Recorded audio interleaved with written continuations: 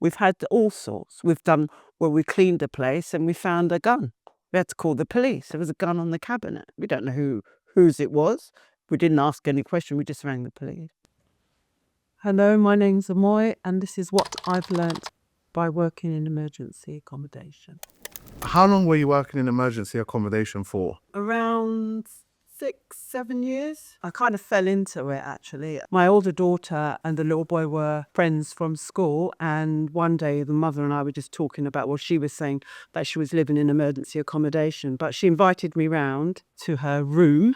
It was just not a very nice place. It was horrible, actually. Wardrobes leaning, floors sticky, not a very nice place. And she actually said, oh, you know a lot about accommodation, because I know you've got family in the building trade and stuff, because you'd probably do really good doing something like that. I contacted the local authority of where I lived. No avail, brick wall. No, we don't do emergency housing. We don't do emergency accommodation. I told her what had happened. They said, well, there's a man that comes every Sunday for us to fill in our forms to prove that we're still living in the accommodation given. So she said, I'm going to give him your number if you're okay with that, and maybe he can contact you, which he did. And we had about 20 meetings in the local McDonald's. And then we decided to set something up together. Been really rewarding many times, but there's been some times with some strange incidences. What is the criteria to be eligible for emergency accommodation? You have to be homeless. Usually, if you have a child, then the council are kind of obligated, or social services get involved. They cannot leave a child on the street. As an adult, if you're a man, they might say, well, you know what, mate, you're going to have to sofa surf for a bit. But when you're a mother with a child, then most likely they will try and put you in some form of accommodation. They won't leave you on the street. How was it for you working in emergency housing? At the beginning, it was fine. It was almost good because you felt you were doing something to help. But towards the end, it was tiring and exhausting. And some people, I didn't feel, were appreciating it. So for instance, you've got a family, there's a husband, wife, children, they're in an emergency accommodation. I will get a phone call 9 o'clock in the evening, just when I'm settling down, settled my youngest one to bed and everything. And they said there's no lights. I'm thinking, oh my God, I've got to find an electrician, all these things that are going on in your head, because that's what you have to do. If it's an emergency, you've got to go in and go out and help out. You turn up and they've plugged in their mobile phone from some dodgy cable. It's cut the lights out. But instead of going and just checking the fuse box, just check. Click, click, click. They're telling you that there's no light. We've had a couple where people have shut the door and then left the child inside. So you're having to try and get in or run around with your keys and let them in. What were some of the cases that you dealt with working in emergency accommodation? A funny incident has been a mother with a child that was shared with, unfortunately, a man. And she rang us to tell us that the man was doing voodoo in the property. And we're like, okay. I said, I'm not going on my own. You'll have to come with me. So anyway, we go there and my colleague opens the door and it's pitch black. Have you ever been on the ghost train or something like that and it's all dark in there? It is exactly like that. So anyway, we knocked on the lady's door and she kind of opened it. Hello. So we're saying, well, what's going on? She said, I'm too afraid to leave. I don't want to even come out of my room. My colleague, boom, boom, boom, on the gentleman's door. And yeah, he had some strange stuff in the room. That's all I can say, strange stuff. So obviously we contacted the local authority that he was under and he was moved on. And she was okay after that. And we've met families. There was a very young couple had a baby. They actually had somewhere, they had their own flat. But when the midwife turned up, the place was black with mold. And she just said, sorry, they can't be in there. You have to move them out and you have to sort out the problem in the flat, which obviously, so they came to us for about 12 weeks and then they were moved back to their flat. But we've had some lovely people, some not so lovely people. Prepare yourself for anything. Nothing is out about. We've had all sorts. We've done where we cleaned a place and we found a gun. We had to call the police. There was a gun on the cabinet. We don't know whose it was. We didn't ask any question. We just rang the police. We had one where it was a snake. There was 2 old ladies who used to help out cleaning. There's a snake. Snake, that's a snake. What are you talking about? Snake, snake, snake out the skin. There's a snake somewhere and it's come out the skin. I thought they were joking. I get there and there is this white, and the snakes have shed their thing and there is there. And we don't know it when. It must have gone under the floorboards or something. You have to prepare yourself for anything and everything. You get all types of people who come into emergency. The beginning of when I started, we found we were given a lot of domestic violence cases, which wasn't very nice. One of the ones that I do remember that makes me quite tearful still. There was a lady who had 3 children and I settled her into the accommodation. Her mother came along and was actually helping to just settle her and the children, obviously, 'cause she needed to unpack and so forth. Anyway, got home and just parked outside my house and my phone rings. And it's the woman. He's found me, he's found me. So I'm like, who's found you? He's found me. So I said, okay, call the police and I'm on my way. So drove all the way back. And when I got there, the police officer was there, young police officer, obviously was green, didn't know, was really stressed out himself. Turned out that her youngest had switched her location on and the partner rang her up, gave her the address because he knew where she was. So I obviously had to think on my feet and move her and her children. The only place we could move her to at the time was a studio flat. So all of them, 3 children and a mother. She stayed there 4 or 5 months. She was really happy where I'd moved her to, despite the size and how small it was. But she sent me a beautiful text just to say, thank you so much. You're a complete stranger. And yet you've done so good for me. See, I get emotional when I think about it. It was just such a beautiful text. And when you're first starting out and you meet people, you don't know what you're going to deal with. And so that was actually really nice. Had a few others. Had one lady who was hiding in the park from her partner and calling us over the weekend. And then on the Monday, she came into the office and, she just looked so frightened. Her children were literally white knuckled holding on to the mother. So I have no idea what she went through, but again we put her into a place and then obviously, as I said, they move them on, they don't stay there very long.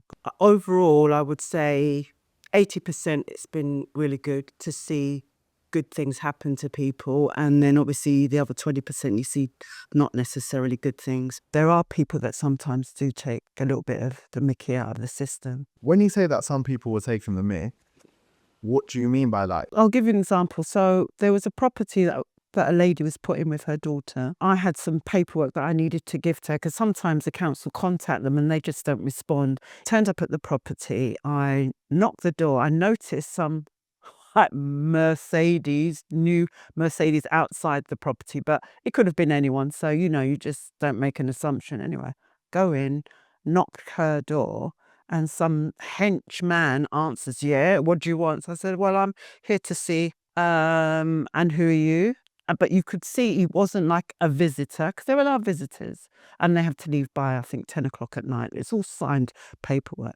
This man was obviously living there, clothes in there, shoe. You can tell when you just going in. And so obviously he's now scrounging off of her who's in emergency accommodation. Fine, if you can afford a Mercedes, then you need to actually find somewhere for your girlfriend and her child, not expect her to have somewhere and then you move in and you live the life of Riley. So, the people do exploit the system. What is it like to actually be working in that industry in terms of dynamic with peers, and is there any politics or? Not amongst usually the people I work with. It's more when it's in a HMO, when it's a house of multiple occupancy, then there's politics, Somebody didn't wash up the plates and you're getting a call to say, well, they're not tidy and I am, and da, da, da. I ended up like calling meetings and having everyone around and saying, right, you say your piece and you say your piece and you say your piece, and how are we going to sort this out? So you felt a bit like a school teacher or a mum with your children sometimes, which can be so annoying when grown-ups can't, sort basic stuff out. It became exhausting, I'd say, for me anyway, when you get calls that are unnecessary, but then you get calls that are emergency, because we had an arsonist in the area who literally set the outside bins on fire. But what it did, it melted all of the pipe work and the cables going into the property that had a young couple with a baby, another gentleman with some young children, and he was a taxi driver, thank the Lord, because we moved them and in his taxi back and forth. I mean, it was brilliant. We had ambulance, we had fire brigade and all of this, 1 o'clock in the morning. But they caught the arsonist on CCTV. He was just going around burning everything. So, sometimes they are, but 1 o'clock in the morning, I'm asleep. But I have to have that call on. If I'm the nearest one or it's my week for call out, then it's my week for call out. And you're just praying on your week for call out. It's not nothing emergency. Somebody else's problem next week sort of thing. Financially, do you feel like you were compensated for the workload? I would say no. And that is the one thing I would say, if you were ever deciding to go into that as a person, you have to make sure that either you put in extra rules for your clients, because some of them, they wreck the place, and then you can't say to the council, oh, they've completely destroyed the wardrobes, the cabinets, and they don't compensate you, the local authority. That's your problem. Did you notice any discrimination whilst working in that field? No, actually, it's the variety, diversity, age, sex, single, not single. The ones who were single tended to be children out of care who we got for a short term, and then they would move them on to their own place. If you need housing, the council will help you if they can help you, and if you are entitled to be helped. During your career, did you notice an increase in the demands for emergency accommodation? Yes, definitely. There is a lot more, and I think it's not even necessary. It seems like there's larger amounts in need. It's also, there's a lot less stock. We used to obviously rent from landlords who would allow us to have like a contract with them that we could then put these people in from the council. A lot of them retiring, selling up, and then obviously the cost of living for them, it got too much. And a lot of the landlords were accidental landlords, like maybe it was a couple, one had their own place, and so they rented that one to us, and then they lived in the other one, and they still had those costs, and it just increased. In your position, how do you do your due diligence to make sure that landlords are being accountable for the states of their properties? We have done deals with landlords who have properties that weren't in very good repair, and so they would give us 6 months free rent, but we had to put in, fix things and sort all of those things out, do the gas, do the electric, all of those things, make sure everything is okay before we put in any clients. But it wasn't too bad because obviously we had no rent to pay, so we could actually sort that out. Was there an incentive for allowing your property to be used for emergency accommodation? If they try to rent to a tenant, no one's going to rent them, and agents wouldn't take their properties because it was too much to do. Them knowing we're going to fix it, it's going to benefit them. But what we did is we did like long contracts with them. So say like, right, we want to have your property for 4 years.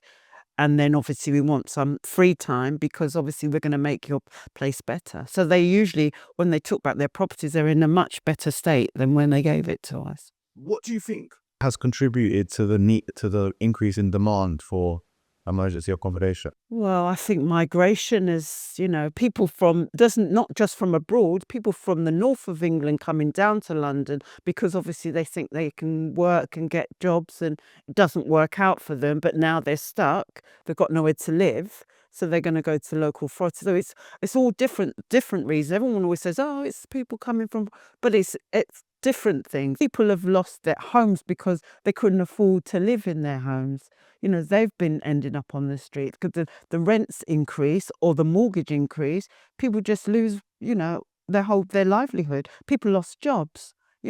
Anything can happen. You've got a 2 working household, and then all of a sudden there's only one person bringing in the money, and it's not actually the husband, it's the wife who's on like a part-time job because he's lost his, and so they lose where they're living. So it's a mixture. It's a whole mixed bag of reasons why people go into emergency accommodation.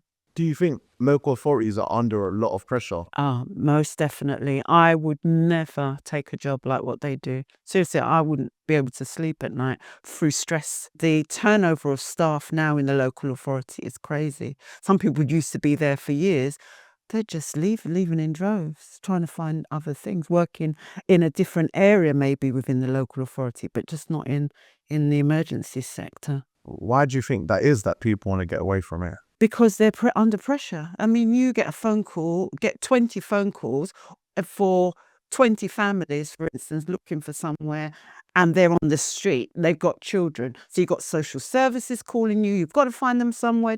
I mean, as I said, I wouldn't want that job. It is really high demand for those people. It's stressful. You can hear it when you talk to them. They used to ring you. Have you got anything? Have you got anything? Because literally they're just in need. What do you wish you knew before you started working in emergency accommodation? To not take every single person on face value. I think you have to take them literally individual and kind of pull back and just help if it's required, rather than trying to help more than they need to be helped. As I said, some people really don't really need the help that you think they need, where people leave the property in a terrible state and it wasn't given to them like that. But yet when you first meet them, they're, oh, it's so lovely, this place is so... And when they leave, you think, my God. I actually sometimes do text them and say, how could you leave the place like that when you didn't find it like that? Don't get a response, but it just makes me feel better. Would you advise someone to work in emergency accommodation? I would advise someone, if they wanted to work in emergency accommodation, I would actually say to them, work with people that need it. And I would say the DVs, and I'd say the youngsters who've just come out of care, because everybody else, I think they could kind of somehow, set their things. So if you were going to go into emergency accommodation, I would look to work in a certain sector of it rather than just you get everybody, because that's where I think the stress level is higher. Whereas those two areas, I think they're quite appreciative of some form of help and so forth. What are some of the worst living conditions that you witness? There are people that do horrible things, like, for instance, why are you leaving feces in the, why have you done that? Why did you feel you needed to leave the property like that? To this day, I have no idea what was in that person's head. And it wasn't mental health. That's the thing. If it was, I get it and I'd understand. This person was fine.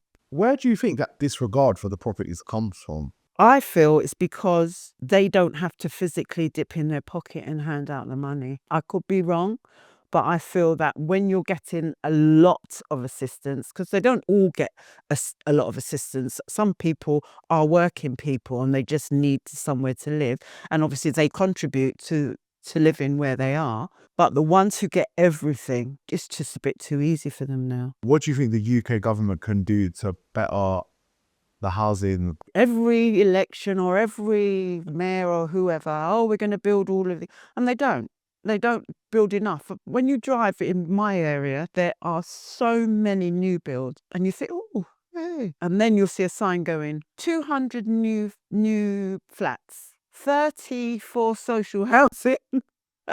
So the other 170 is all about this.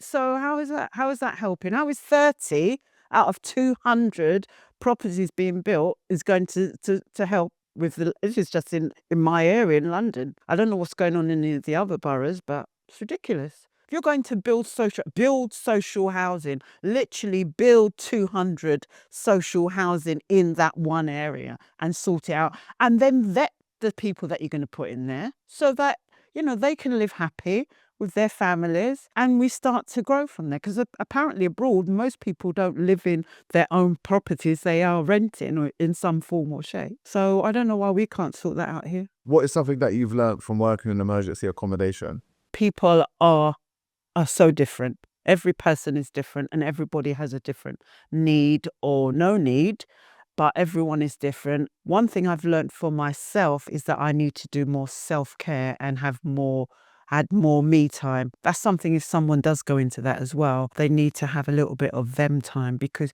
you can burn yourself out running around trying to do all the stuff and help all the stuff. If you have admin, you've got reports to write, you've got to report to this. Something happens, you have to let the council know, and it's not maybe 1 o'clock in the morning. They're not going to know. You just have to leave them a message and an email. So you leave for instance, that fire, you leave that, sort that out. You've got to send all that information so that when they open their email at 9 o'clock in the morning, they have all that information, that these people aren't at that property, they're at another property. You sometimes need to step back. So for instance, if someone went into that, do a 4-day week, have a 1 day for yourself, because the weekends are not yours. Hello, my name's Amoy, and this is what I've learnt by working in emergency accommodation.